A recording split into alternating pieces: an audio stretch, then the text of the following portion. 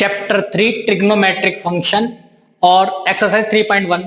उसको करने से पहले कुछ बेसिक बातें जान लेते हैं। तो देखिए, ट्रिग्नोमेट्रिक फंक्शन हमने 10th में पढ़ा था। तो हमारे बेसिकली 6 ट्रिग्नोमेट्रिक फंक्शन होते हैं। कौन कौन से? साइन, कॉस, टेन, कॉसेक, सेक और कॉट। ये हमारे 6 ट्रिग्नोमेट्रिक फंक्शंस थे। अब देखिए, इनके बारे में हमें इस चैप्टर में डिटेल में पढ़ना है। तो सबसे पहले हम पढ़ लेते हैं जो इस एक्सरसाइज में आने वाला है। देखिए, ये जो बेसिकली 3.1 एक्सरसाइज है उसमें सिर्फ एंगल के बारे में हमें बताया गया है। तो समझ लेते हैं कि एंगल को हम रिप्रेजेंट कैसे करते हैं। देखिए, एंगल जो होता है, दो तरीके के एंगल होते हैं। एक तो पॉजिटिव एंगल और एक होता है निगेटिव एंगल। अब देखिए, पॉजिटिव एंगल का मतलब ये होता है कि जब हम एंगल बनाते हैं तो दो रे के बीच में एक एंगल बनता है। तो मैंने मान लिया कि ये हमारी इनिशियल रे है एक, ठीक। अगर मैं एंगल एंटी क्लॉकवाइज बना रहा हूं, एंटी क्लॉकवाइज का मतलब ये होगा कि घड़ी की सुई के चलने के विपरीत दिशा में। मतलब देखिए, घड़ी की जो सुई चलती है वो किस दिशा में चलती है? इस डायरेक्शन चलती है। अगर मैं उसके अपोजिट बनाता हूं तो एंगल हमारा पॉजिटिव बनेगा। देखिए, मैं इधर की तरफ एंगल बना रहा हूं। अगर मैंने इस तरह से एंगल बनाया, सपोज कीजिए मैंने 60 डिग्री का एंगल बनाया है, तो ये हमारा पॉजिटिव 60 डिग्री कहलाएगा एंगल, ठीक है ना। निगेटिव एंगल की बात करेंगे तो अगर ये हमारी इनिशियल रे है पॉइंट, ठीक है ना। अगर मैं क्लॉकवाइज डायरेक्शन में एंगल बनाऊंगा ना, क्लॉकवाइज डायरेक्शन मतलब घड़ी की दिशा में इस तरह से नीचे की तरफ, ठीक है। तो ये वाला जो एंगल हमारा बनेगा ना, मान लीजिए -60 डिग्री का था, तो मैंने इसे क्लॉकवाइज डायरेक्शन में बनाया तो ये माइनस का 60 डिग्री कहलाएगा। तो पॉजिटिव एंगल का मतलब होता है कि जब हम एंगल को एंटी क्लॉकवाइज डायरेक्शन में बना रहे हैं। निगेटिव एंगल का मतलब होता है कि जब हम किसी एंगल को क्लॉकवाइज डायरेक्शन में बनाते हैं तो वो हमारा क्या हो जाता है? निगेटिव एंगल हो जाता है। तो अब देखिए, एंगल जो हम रिप्रेजेंट करते हैं ना, देखिए या तो हम इस तरह से लिखते हैं 60 डिग्री। तो एक तो हमारा मेजरमेंट किस में होता है? डिग्री में। एंगल को हम किस में मेजर करते हैं? डिग्री में। और एक होता हमारा रेडियन। हम करते थे ना π/3, अगर क्लास 10th में करते थे, ठीक है ना, आपने देखा भी होगा। तो बेसिकली डिग्री में और रेडियन में क्या रिलेशन होता है उसके बारे में पढ़ेंगे हम। तो डिग्री के बारे में तो आप सभी को पता है कि अगर हमारे जो प्रोटेक्टर होता है, तो अगर ये मान लीजिए यही हमारा एक इनिशियल रे है, अगर मैंने इस इनिशियल रे के चारों तरफ एक इस तरह से एंगल बना दिया ये, तो ये हमारे कितने डिग्री एंगल हो जाता था? 360 डिग्री, ठीक है ना। ये 60 डिग्री होता था। इस तरह से हम डिग्री में एंगल बना देते थे। अब आती है बात रेडियन की, कि रेडियन में एंगल हम किस तरह से मेजर करते थे। तो रेडियन जो होता था, देखिए, सबसे पहले आप किसी भी यूनिट का 1 यूनिट का एक सर्किल बना लीजिए। मैंने 1 सेंटीमीटर का बना लिया। ऐसे सपोज कीजिए कि ये हमारे जो इसका रेडियस था इस सर्किल का, वो 1 सेंटीमीटर था। देखिए, 1 यूनिट का मतलब ये होता है कि आप 1 मीटर का भी बना सकते हैं, 1 किलोमीटर का भी बना सकते हैं। कोई भी हम 1 यूनिट का मतलब या तो वो यूनिट हमारी क्या हो सकती है? मीटर भी हो सकती है, सेंटीमीटर भी, किलोमीटर भी। हमने जो ना वो 1 सेंटीमीटर रेडियस का एक सर्किल बना लिया, ठीक। और अब देखिए, ये हमारी जो रेडियस होगी r इक्वल टू कितनी होगी? 1 सेंटीमीटर होगी। और मैंने इस वाले पॉइंट से ये होते हैं ना हमारी, ये क्या होती है? सर्कमफ्रेंस कहलाती है, ये सर्कमफ्रेंस। अब इस सर्कमफ्रेंस पे मैंने 1 सेंटीमीटर की एक आर्क ले ली। आर्क मतलब यहां से यहां तक 1 सेंटीमीटर है, ये वाली दूरी 1 सेंटीमीटर, ये वाली हमने सर्कमफ्रेंस पर दूरी ले ली।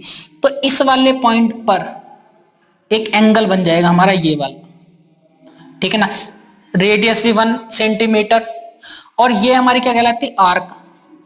तो ये हो जाएगी लेंथ ऑफ आर्क। ये अगर मैं ये भी 1 सेंटीमीटर ले लेता हूँ, रेडियस भी हमारा 1 सेंटीमीटर, तो जितना भी एंगल हमारा सेंटर पर बनेगा वो हमारा 1 रेडियन बन जाता है। रेडियन को c से डिनोट करते हैं इस तरह से, 1 की पावर c। जैसे हम डिग्री को इस तरह से डिनोट करते हैं ना, उस तरह से हम रेडियन को 1 c की तरह से इस तरह से डिनोट करते हैं, ठीक है। तो बेसिकली 1 रेडियन जो होता है वो इस तरह से हमारा एंगल बन जाता है। तो एक हमारा रिलेशन भी होता है कि theta equal to l upon r. ये एक रिलेशन होता है कि अगर किसी सर्किल की रेडियस हमें गिवन है, ये वाली मान लीजिए, अभी तो मैंने 1 सेंटीमीटर की ली थी और 1 सेंटीमीटर हमने लेंथ ऑफ आर्क ली थी, तो जो एंगल क्रिएट हुआ था सेंटर पे वो जो हुआ था 1 रेडियन का हुआ था। मान लीजिए कुछ रेडियस कुछ और भी हो सकती है, लेंथ ऑफ आर्क कुछ और भी हो सकते हैं, तो उस तरह से हम एंगल फाइंड कर सकते हैं कि सेंटर पे कितना एंगल बना है। सपोज कीजिए कोई हमारा सर्किल इस तरह से है, इसकी रेडियस जो है 2 सेंटीमीटर है और मैंने ये लेंथ ऑफ आर्क ले ली इस तरह से 5 सेंटीमीटर, कुछ भी इस तरह से। तो देखिए हमारा जो एंगल आएगा ना थीटा, वो कितना आ जाएगा, लेंथ ऑफ आर्क कितनी है 5 और अपॉन में रेडियस कितनी आएगी 2, और ये जो हमारा एंगल आएगा ये हमेशा रेडियन में आता है। जब भी हम इस फॉर्मूले से थीटा फाइंड करेंगे या कोई एंगल फाइंड करेंगे सेंटर बना हुआ, तो ये वाला हमारा एंगल हमेशा रेडियन में आएगा। ठीक है, अब ये हो गया रेडियन की बात। अब हमारा ये होता है कि जो क्वेश्चन हमारे इस एक्सरसाइज में आ रहे हैं वो ये आ रहे हैं कि हाउ टू कन्वर्ट 1 डिग्री या कुछ समथिंग डिग्री इनटू रेडियन, कि हम डिग्री को रेडियन में कैसे चेंज करें और रेडियन को डिग्री में कैसे चेंज करें, इन दोनों के बीच में रिलेशन क्या होता है। तो आप देखिए, अगर इस वाले डायग्राम की बात कर रहा हूं, मैं इस वाले डायग्राम की बात कर रहा हूं, तो अभी तो मैंने जो लेंथ ऑफ आर्क ली थी ये वाली मैंने 1 सेंटीमीटर ली थी, ठीक है ना, फॉर्मूला यही है, ठीक है ना।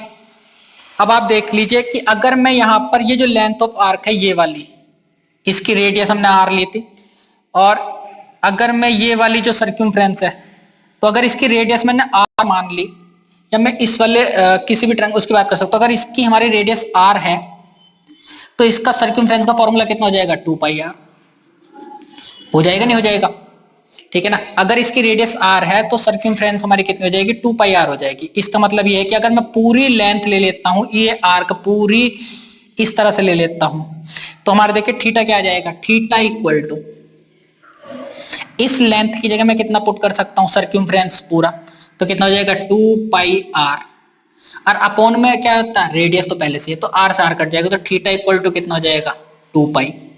ये हमारा रेडियन में आ रहा है, ठीक है ना। इसका मतलब हुआ कि एक पॉइंट के चारों ओर का जो एंगल होता है ना हमारा, ये वाला, ये कितना होता है, 2 पाई होता है। और बेसिकली हमने जो ना इसे डिग्री में पढ़ा था, तो डिग्री में हमारा जो एक पॉइंट के चारों ओर का एंगल होता है वो कितना होता है, 360 होता है।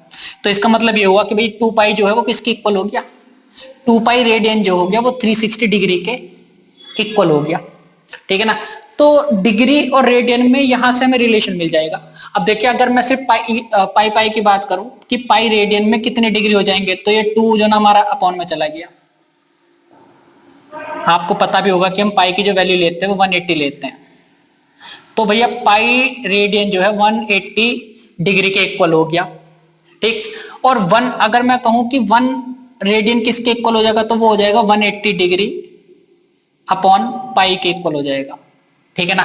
तो ये हमारा एक रिलेशन है कि अगर मुझे रेडियन को डिग्री में चेंज करना है तो मैं इस वाले फॉर्मूले से चेंज कर सकता हूं, ठीक है ना। और अगर मुझे डिग्री को रेडियन में चेंज करना है तो आप देखिए इसी वाले फॉर्मूले से आते हैं। देखिए यहां पर 360 डिग्री था, अगर मैं यहां पर 1 डिग्री कर देता हूं तो ये जो 2 पाई है इसके अपॉन में क्या आ जाएगा, 360 आ जाएगा, ठीक है। तो 2 से कैंसिल आउट हो जाएगा 180 हुआ, तो 1 डिग्री जो होता है वो पाई अपॉन 180 रेडियन के इक्वल होता है। तो दूसरा फॉर्मूला ये होता है, ठीक है ना।